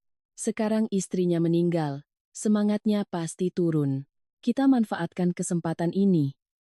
Nanti kita kurangi sedikit lagi, siapa yang akan tahu, termasuk si Vina itu, rayu saja sedikit, nanti dia akan bicara baik pada ayahnya, kita bisa dapat beberapa kontrak bagus. Jadi, mereka hanya memanfaatkan ayah dan anak itu untuk mendapatkan uang. Benar-benar serigala berbulu domba. Pak Wijoyo begitu mempercayai mereka, tetapi malah dikhianati. Barulah sekarang Sari sadar, mertuanya juga tidak benar-benar menyayangi Vina. Bapak, Ibu, mari makan. Suara Sari membuat tawa di dalam kamar terhenti. Wajah mereka kembali masam seperti biasa. Sari masih berdiri di sana, memikirkan percakapan mertuanya. Jadi, istri Pak Wijoyo baru saja meninggal. Pantas saja sebulan ini tidak kelihatan. Vina juga. Di zaman sekarang, sulit sekali mencari orang baik seperti Pak Wijoyo. Kaya, menyayangi istri dan anak. Andai saja ia anaknya, Sari menepuk-nepuk wajahnya, tersenyum sendiri. Benar-benar mimpi di siang bolong. Orang miskin sepertinya terlalu banyak berkhayal. Telepon berdering, Bayu menelepon. Halo, Sari, cepat pulang, ibumu ada masalah. Bayu langsung menutup telepon. Ia belum sempat bertanya ada masalah apa, tetapi firasatnya tidak enak. Akhir-akhir ini perasaannya selalu tidak tenang. Ia segera ke atas meminta izin pada ibunya. Bu, boleh saya pulang sebentar? Di rumah ada urusan. Urusan apa? Gubuk reot begitu ada urusan apa? Acara apa? Bu, saya mohon, sebentar saja, nanti langsung pulang. Ya sudah, pergi sana. Bawa Ayu juga. Di rumah tidak ada yang jaga. Nanti ibu mau pergi dengan Vina. Sari bergegas bersiap-siap dan membawa anaknya pulang. Baru sampai di ujung desa, orang-orang sudah menyuruhnya cepat pulang. Sari, cepat pulang lihat ibumu. Kalau pikirannya tidak stabil, bawa ke rumah sakit. Dibiarkan di rumah begitu bisa mati nanti. Benar. Anak-anaknya tidak ada yang peduli. Si Rahmat itu juga jahat, dia mengikat ibumu di halaman. Sampai di gang rumahnya, ia melihat api berkobar. Api melalap habis gubuk kecil mereka. Lihat, semuanya. Sudah tidak waras, saya ajak tinggal di rumah saya biar gampang dirawat, tidak mau. Sekarang malah membakar rumah. Orang luar tidak tahu, nanti menyalahkan anak-anaknya. Sari menerobos kerumunan sambil menggendong anaknya. Ia melihat ibunya diikat oleh Rahmat di halaman, wajahnya kotor. Rambutnya acak-acakan, terus bergumam, bukan aku yang membakar. Orang-orang lebih percaya pada Rahmat daripada pada seorang wanita gila. Sari percaya ibunya tidak akan membakar rumahnya sendiri.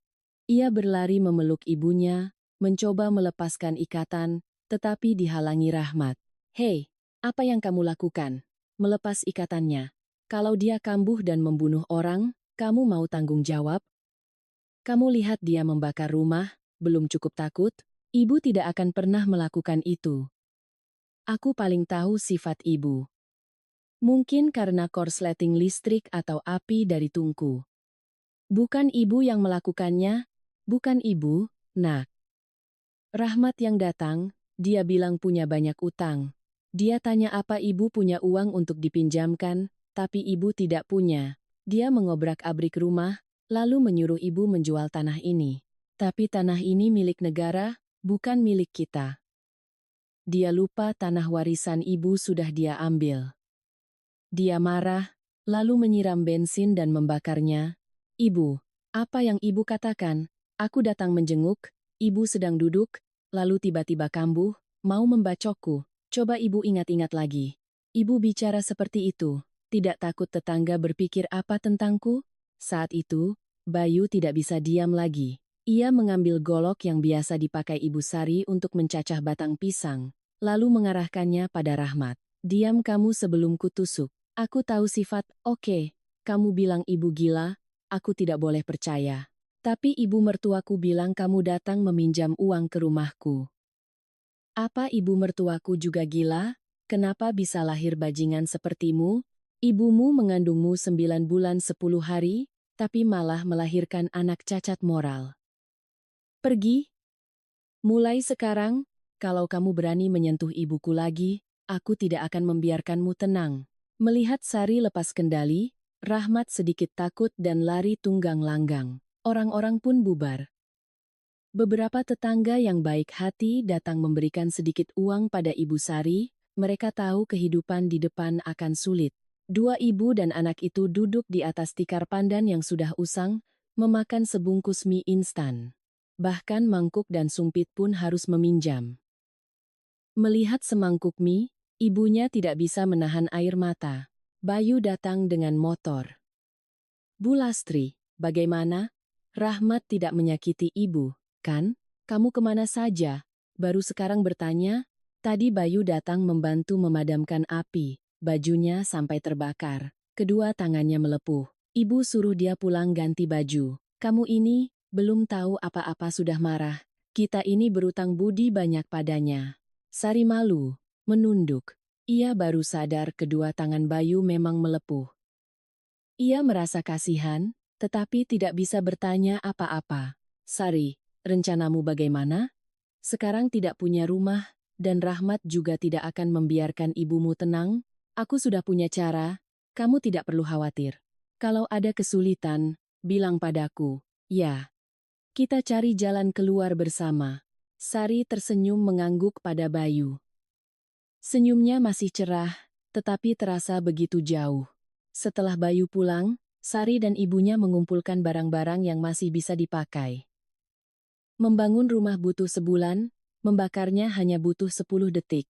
Melihat ibunya berdiri di depan puing-puing, hatinya terasa sakit. Nak, buku tabungannya. Ibunya berteriak dari dalam. Keduanya mengerahkan tenaga memindahkan lesung batu. Dengan hati-hati, mereka membuka lapisan plastik. buku tabungan itu masih utuh. Untung saja ada lesung batu di atasnya. Sudah waktunya kembali ke rumah mertua. Melihat ibunya yang terlunta-lunta, Sari merasa sangat sedih. Ibunya terus menghiburnya, "Pulanglah. Nanti malam ibu bisa menumpang di rumah tetangga. Jangan khawatirkan ibu." Sari memasukkan karung berisi barang-barang ibunya ke motor. Ibunya heran. "Mau dibawa kemana?" Ibu gendong Ayu. "Sambil jalan nanti aku jelaskan." Di sepanjang jalan, ia tidak mengatakan apa-apa. Ia sendiri merasa takut, tidak ingin membuat ibunya ikut cemas. Motor berhenti di depan rumah Doni. Ibu Sari turun, menyipitkan mata. Sadar telah sampai di rumah menantunya, ia meronta-ronta minta pulang. "Kamu bawa ibu ke sini buat apa? Cepat antar ibu pulang." "Ibu tidak mau masuk." "Bu, ini cara terbaik. Percayalah padaku. Nanti kalau aku sudah punya cara lain, kita akan pindah." Mati pun ibu tidak mau masuk. "Lebih baik ibu hidup terlunta-lunta di jalan daripada bergantung pada keluarga suamimu. Mereka orang kaya, kita orang miskin, tidak pantas." "Bu, tolong singkirkan gengsi dan egoismemu sekali ini saja dan masuklah." "Apa ibu lupa? Ibu pernah berlutut di rumah ini demi aku?" Sari dan ibunya. "Masuk dulu. Kenapa ribut-ribut di luar?" Pak Wijoyo yang baru pulang melihat mereka dan menarik Ibu Sari masuk. "Ayo masuk, kita bicarakan di dalam." Keluarga Doni yang sedang makan, melihat Pak Wijoyo datang bersama Ibu Sari. Ibu Sari masuk dengan ragu-ragu, satu tangan menuntun Ayu, tangan lainnya masih memanggul karung, celananya digulung sampai lutut. "Selamat malam semuanya. Maaf datang saat sedang makan." "Loh, keluarga Pak Suryo mau cari pembantu lagi? Bukannya sudah ada Sari?"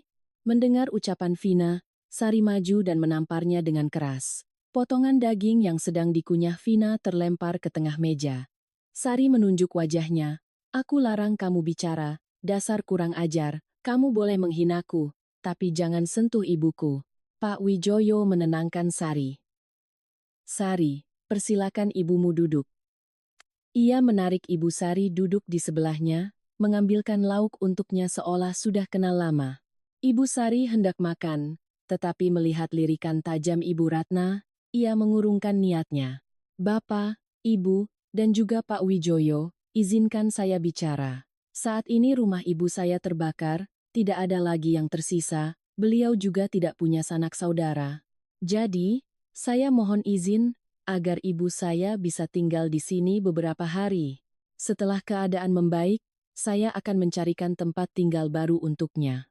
"Begini, Sari. Sepertinya aku harus memanggilmu Mbak sekarang. Kamu belum minta izin sudah membawa ibumu ke sini. Itu sama saja memaksa kami. Dan Anda juga, Bu, anaknya tidak punya sopan santun, Anda sebagai ibu malah ikut-ikutan. Rumah kami ini bukan pasar. Lagi pula, setahu saya Anda masih punya anak laki-laki, kenapa sekarang bilang tidak punya sanak saudara?" "Maaf, Bapak dan Ibu, sebentar lagi kami akan pergi." Pak Wijoyo yang dari tadi diam, akhirnya angkat bicara. "Izinkan saya berpendapat. Seperti yang Sari katakan, ibunya sekarang tidak punya tempat tinggal. Saya setuju, kalau beliau tinggal di rumah besannya, memang tidak pantas. Orang luar akan menilai buruk." "Benar. Rumah saya, istri baru saja meninggal, rumah 4 lantai tidak ada yang membersihkan. Melihat Ibu Sari ini masih sehat, bagaimana kalau beliau bekerja sebagai asisten rumah tangga di rumah saya? Tenang saja, saya tidak akan memperlakukannya dengan buruk. Kalau mau, silakan. Kalau tidak, tidak apa-apa, ada teman mengobrol, saya juga tidak akan terlalu sedih." "Bagus itu, Ayah. Aku setuju sekali." Vina menyahut dengan antusias. Mungkin ia berpikir akan punya banyak kesempatan untuk membalas dendam. Pak Suryo dan Ibu Ratna takut besan mereka yang kampungan itu akan membuat masalah, jadi mereka menolak. Bagaimana Bapak bisa berpikir begitu? Masih banyak orang lain, mengoperasikan AC dan mesin cuci saja. Beliau tidak bisa. Bagaimana mau jadi pembantu? Nanti malah merusak barang. "Benar Pak, ibu saya sudah lemah, tidak bisa bekerja berat. Kalau Bapak dan Ibu tidak mengizinkan, saya akan cari cara lain." Pekerjaannya tidak berat, hanya memasak 3 kali sehari dan sesekali bersih-bersih. Mencuci sudah ada mesin, nanti saya ajari. Saya janji tidak akan ada yang bisa menyentuh ibumu. Kalau kamu tidak percaya, kamu bisa datang kapan saja. Yang penting sekarang adalah keputusan ibumu, bukan kamu. Pak Wijoyo menatap Ibu Sari. Tak disangka, ibunya langsung setuju, membuat Sari terkejut. Biasanya ibunya sangat menjaga harga diri. Melihat keputusan ibunya, Sari tidak menghalangi. Mungkin ibunya tidak ingin ia terlalu khawatir. Ia melihat Pak Wijoyo tampak sangat senang. Mungkin karena baru kehilangan istri, ia kesepian. Sari berharap ia akan memperlakukan ibunya dengan baik. Malam itu juga, setelah selesai makan di rumah Doni, Pak Wijoyo membawa Ibu Sari pulang bersamanya. Ibunya bahkan menenangkan Sari, berkata bahwa Pak Wijoyo adalah orang baik dan ia sangat mempercayainya. Meskipun begitu, Sari tetap khawatir. Sepanjang malam ia tidak bisa tidur. Pagi-pagi sekali, saat semua orang sudah berangkat kerja dan Doni diajak pergi oleh Vina, Sari berencana membersihkan rumah dengan cepat lalu pergi ke rumah Pak Wijoyo. Teleponnya berdering. Nomor asing. Halo, siapa? Sari, ini ibu. Sudah sarapan? Ibu dan Pak Wijoyo jemput, ya, kita sarapan bareng. Siapa? Ibumu. Masa suara ibumu sendiri lupa? Ibu sudah makan. Kalian makan saja. Pak Wijoyo meminjamkan telepon pada ibu. Hati-hati, Bu.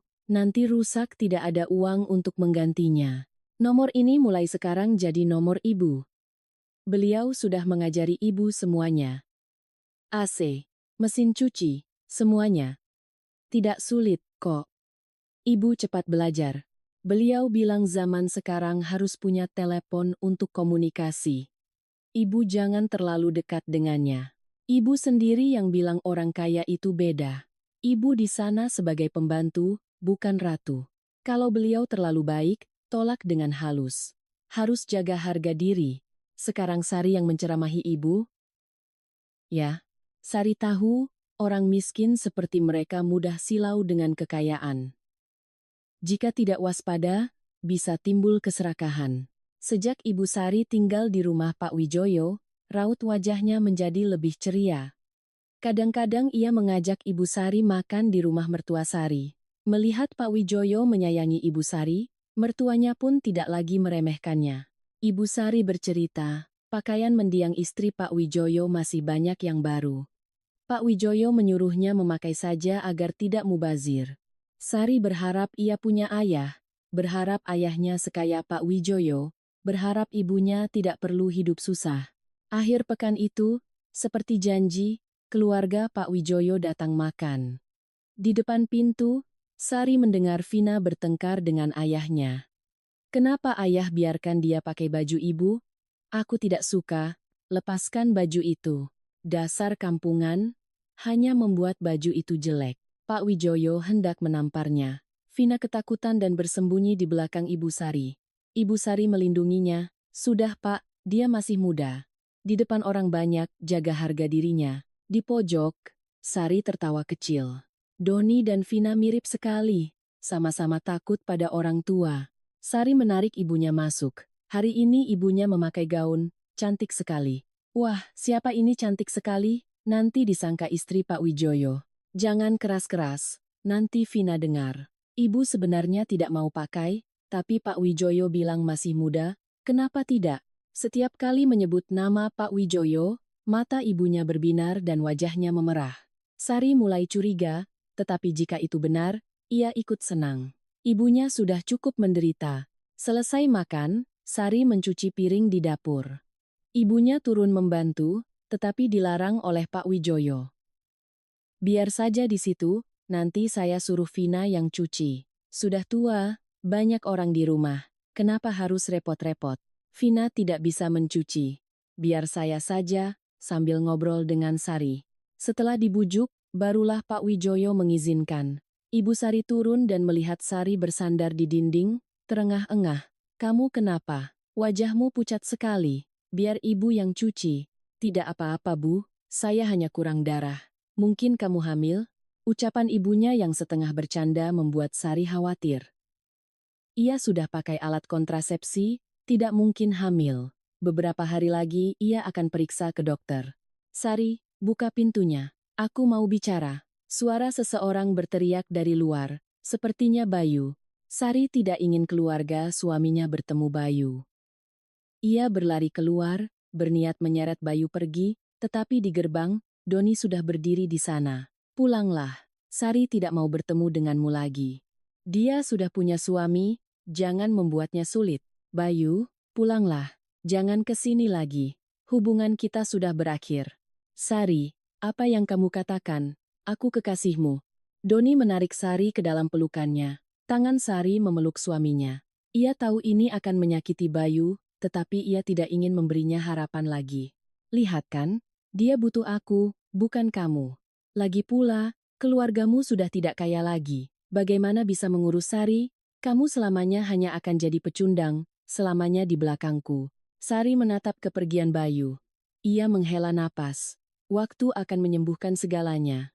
Di dalam, Vina berkomentar sinis. Hebat sekali ya Sari, banyak yang suka. Apa dia secantik itu? Semuanya buta. Kak Vina, kakak bilang siapa yang buta? Suamiku juga suka padaku loh, pulang nanti periksa mata. Ya, mengejar suami orang itu tidak baik. Ibu Ratna bercerita pada Pak Wijoyo. Ingat orang ini kan? Dulu keluarganya mau menawar proyek villa kita, tapi kita berikan pada orang lain.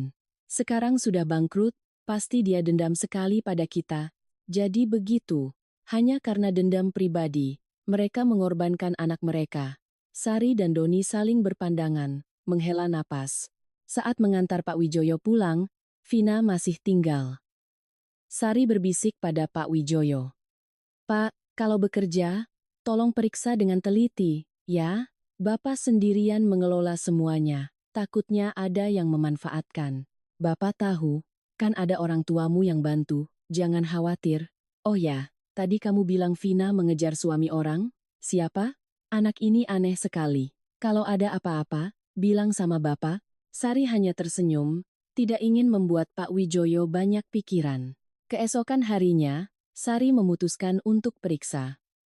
Di ruang USG, dokter memeriksanya dengan teliti lalu berkata, "Selamat, ya, Anda hamil." "Apa, dok? Hamil? Tidak mungkin. Saya sudah pakai kontrasepsi." "Mana ada yang salah? Kantung janinnya sudah jelas. Kontrasepsi itu hanya 70,80% efektif." Sari merasa dunianya runtuh. Memegang hasil pemeriksaan yang menyatakan ia hamil 3 minggu, Sari tidak tahu harus senang atau sedih. Ekonomi belum stabil, pekerjaan tidak ada. Bagaimana ia akan membesarkan anak ini? Tapi, anak ini anak siapa? Bayu atau Doni? Sari benar-benar tidak tahu. Sejak tahu dirinya hamil, ia makan 2 kali lebih banyak. Ia takut anaknya lahir dengan berat badan rendah seperti Ayu. Ia tidak peduli dengan sindiran Ibu Ratna. Melihat suaminya di depan komputer, Sari mendekat, berniat memberitahunya. "Mas, bagaimana kalau kita punya anak lagi? Ayu sudah besar. Punya anak sekarang mau makan apa?" Katanya, kalau bisnis ini tidak boleh hamil, tidak boleh berhubungan intim, tidak boleh melakukan apa-apa di tanggal 1 atau 15, nanti sial. Beberapa hari ini kalah terus. Tunggu beberapa bulan lagi. Ya, kalau sudah punya uang, kita punya anak berapapun boleh. Doni tersenyum sambil mencubit pipi istrinya. Sari mengangguk. Ia mengurungkan niatnya. Takut Doni akan berpikir kehamilannya membawa sial. Beberapa hari kemudian, Sari dengar Doni kalah besar. Utangnya mencapai miliaran. Mertuanya yang tadinya mendukung, sekarang malah menyalahkannya. Melihat suaminya yang berantakan, Sari merasa kasihan. Suatu malam, Sari turun membuat susu untuk anaknya dan mendengar mertuanya berdebat. "Utang sebanyak ini, bagaimana kalau kita gadaikan sertifikat rumah?" "Jangan. Rumah dan tanah ini harta kita satu-satunya. Digadaikan berarti hilang semua. Lalu bagaimana? Mau biarkan anak kita masuk penjara? Dikejar-kejar preman? Sepertinya kita harus korupsi proyek lagi." Sari menghela napas. Kasihan juga mereka. Tidak ada orang tua yang tidak sayang anak. Malam itu, Sari terbangun karena suara gaduh. Kaca jendela pecah, pintu digedor-gedor, kantong-kantong berisi terasi dan oli dilemparkan ke dalam. Seluruh rumah panik, di gerbang, tertulis dengan cat hitam, "Bayar utang bapakmu." Pagi-pagi, bel pintu berbunyi terus-menerus. Vina datang. "Mas Doni, kenapa murung begitu? Cerita padaku. Mungkin aku bisa bantu." "Kak Vina, sini aku ceritakan. Dulu kakak yang mengajari suamiku judi online. Sekarang dia bangkrut, utangnya miliaran. Kalau tidak bisa bayar, kakinya akan dipotong. Dia melarangku memberitahu kakak. Takut kakak sedih. Aku punya cara. Mas Doni tidak akan mati. Aku pergi dulu." Vina langsung pergi. Malam itu, makan malam hanya dengan telur dadar dan sayur rebus. Ibu Ratna mengeluh. "Makan enak sudah biasa, lihat sayur begini jadi tidak nafsu. Kalau tidak mau makan, biar orang lain yang makan. Besok-besok ikan asin pun belum tentu ada," bentak Pak Suryo. "Mas Doni, buka pintunya." Suara Vina dari luar menghentikan pertengkaran. Vina masuk, meletakkan sebuah kantong plastik hitam besar di meja. Isinya tumpukan uang baru. "Ini uangnya. Pakai untuk bayar utang, pasti lebih." "Vina, terima kasih banyak. Nanti kalau ada uang, pasti akan kuganti. Kita ini kan sudah seperti keluarga." "Kenapa masih sungkan? Lihat Vina itu. Masih muda sudah bisa cari uang banyak. Kamu cuma bisa menumpang makan." Ibu Ratna mendorong kepala Sari. Kenyataannya, Vina telah menyelamatkan suaminya. Kenapa Sari tidak bisa ikut senang? Malam itu, Vina dan Doni pergi semalaman tidak pulang. Sari tahu Doni sedang membalas budi Vina. Siang harinya, Doni baru pulang. Tubuhnya penuh dengan bekas gigitan dan cakaran, serta noda lipstik. Sari membuang muka, takut ia akan lepas kendali. "Istriku, mengertilah, aku hanya membalas budinya. Selain kamu, aku tidak punya perasaan pada siapapun." Kata-kata itu terdengar manis, tetapi bau parfum Vina yang menempel di tubuh suaminya membuatnya tidak bisa memaafkan. Malam harinya, saat makan, Vina datang lagi. Belum sempat mereka bicara, Pak Wijoyo masuk dari belakangnya. "Sudah sampai, kenapa diam saja?" Melihat ayahnya, Vina terdiam. "Bicaralah, jangan diam saja. Bapak dan ibu angkat Mas Doni, sebenarnya uang yang kemarin kupinjamkan itu uang ayahku. Aku mencurinya." Sari tersenyum puas. Ternyata hanya mengandalkan ayahnya. "Maafkan aku, Pak. Waktu itu aku mau pinjam padamu, tapi malu. Vina bilang dia punya uang jadi aku pinjam." Pak Wijoyo tidak menjawab, hanya memperingatkan Vina. "Mulai sekarang, kurangi datang ke rumah Doni. Dia sudah punya istri. Jangan sampai istrinya salah paham." Sari tahu Vina tidak akan menyerah semudah itu. Hari ini Sari baru pulang dari USG. Kehamilannya sudah 8 minggu. Perutnya sudah mulai terlihat.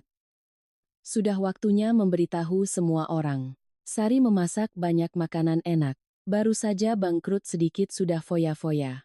Tidak menghasilkan uang, cuma bisa menghamburkan. Sindir Ibu Ratna. "Loh, bukannya ibu yang bilang sudah biasa makan enak? Tidak bisa makan sederhana? Seharusnya ibu senang, kan?"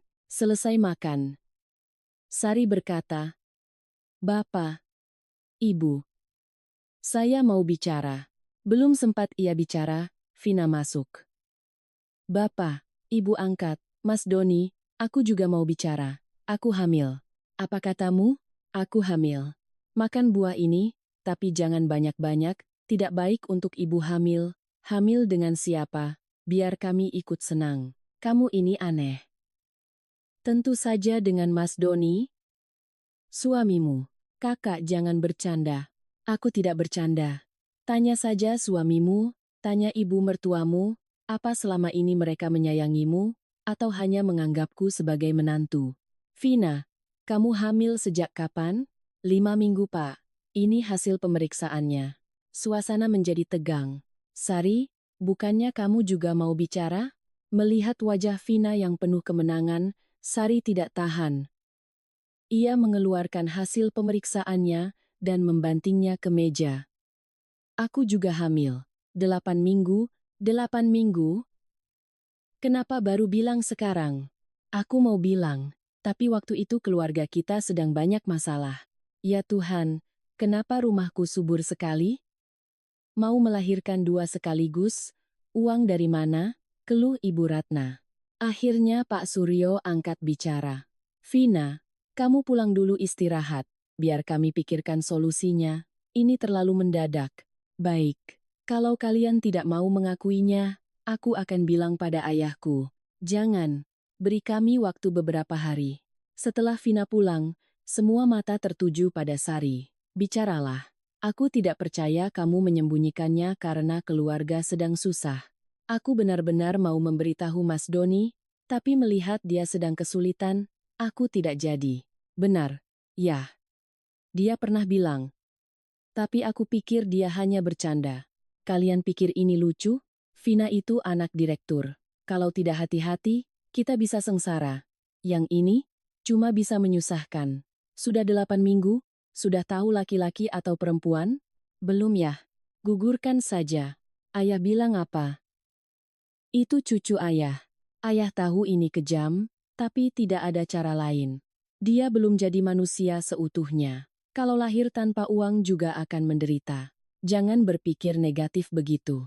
Dulu ibuku melahirkanku juga tidak punya uang, pikirannya tidak waras, tapi aku tetap hidup baik-baik saja.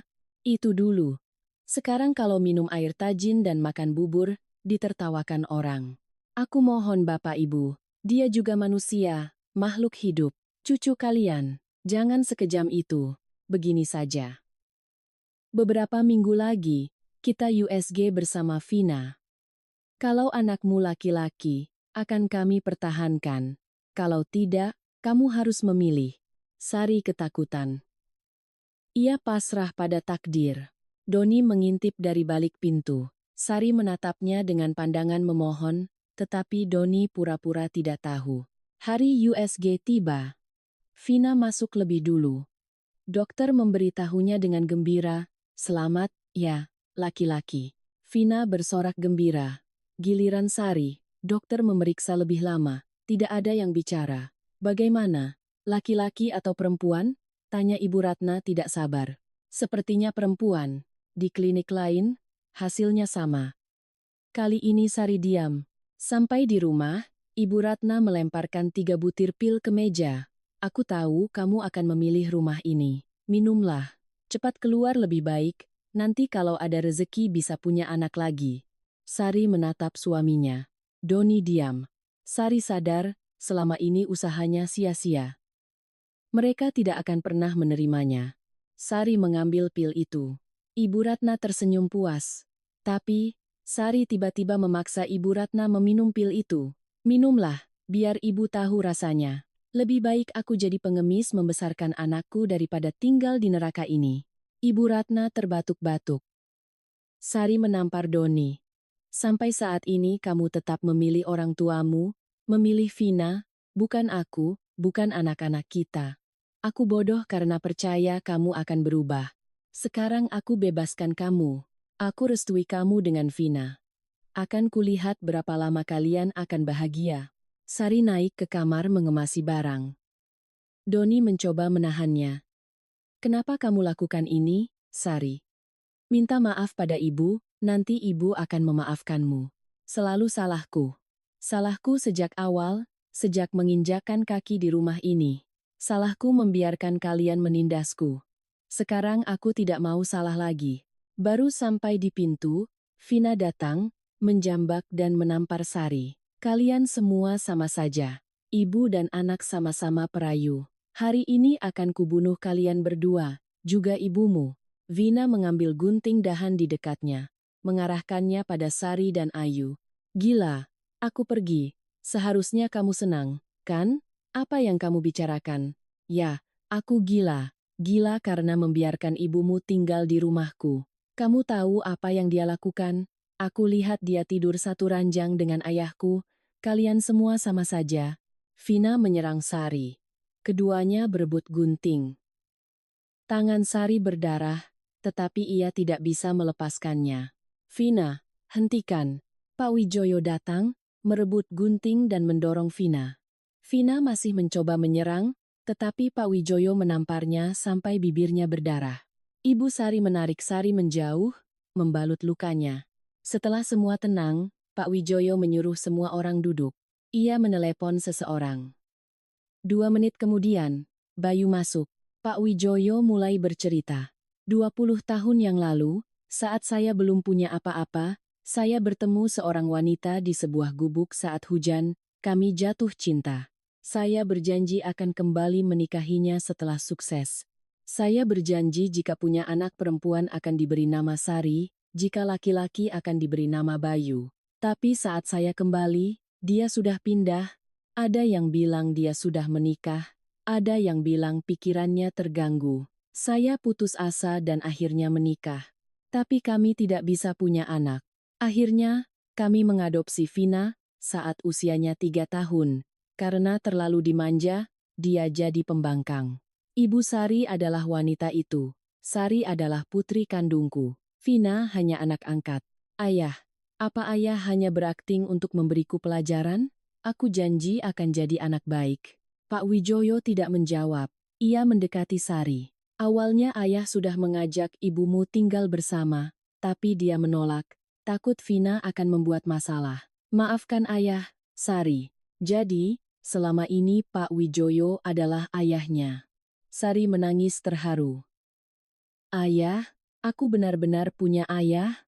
Setelah tenang, Pak Wijoyo kembali bicara pada keluarga Doni. Pak Suryo, Anda pasti lebih tahu dari saya. Mengorupsi bahan bangunan sampai terjadi kecelakaan kerja.